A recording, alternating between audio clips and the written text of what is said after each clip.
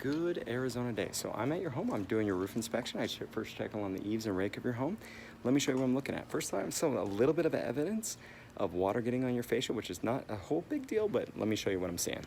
So right along here is where I inspect, looking for any signs of water getting on wood or rotten wood. And right here in this corner is just the first beginning signs of maybe some moisture getting on your wood there, maybe some problems, but we'll have a better look when we get up there.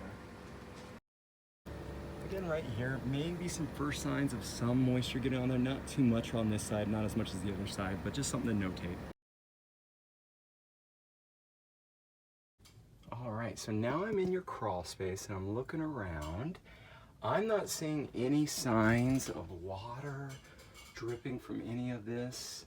We look for any evidence of water dripping along the roof, along the rafters, and I'm not seeing yet. I'll keep looking around. All right, so now I'm doing your full roof inspection. You called me because you're getting ready to sell your home. You had a roofer come by, give you an estimate to redo your entire roof, and you want to make sure that that's the correct estimate or not.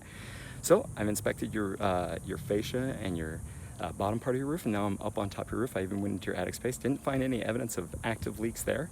And then I got over your roof and I'm taking a look at it. Let me show you what I'm looking at. So I have a couple sample spots around your roof, but I did want to tell you that there is a couple broken tile that we're going to need to get addressed. And let me show you what I'm looking at right up here on the front portion of your roof. Now, this is a broken tile, and broken tiles should be replaced when they're broke because they can cause deterioration of your underlayment. I'm looking right here, just slightly down because it's broke. Right here you have deteriorating underlayment, which is normal when you have a broken tile that hasn't been replaced. So you're probably going to need to get this section of your roof replaced based on the wear of the underlayment. But let's take a look at the rest of your roof and see how that's doing.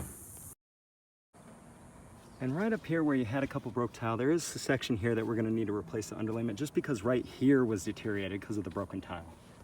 So right here were some of those more broken tile that I was talking about. You have one right there, one right there, one right there. There's one over here as well.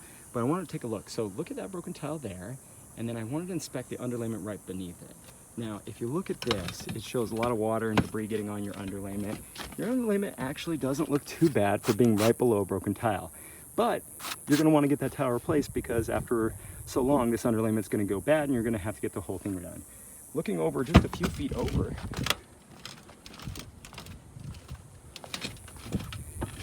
now there's no broken tile up here. You see your underlayment. You still see some of the debris, but the underlayment's still looking relatively healthy for how it's going. Not too much curling, so that tells me that your underlayment's doing good.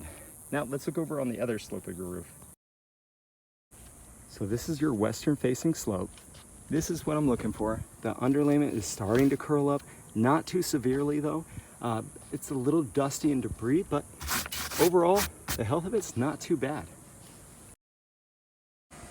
So this is above where we saw some evidence of some water damage down here below.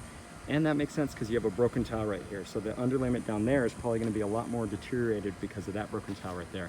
So we are going to need to replace the underlayment on this section and probably your front section.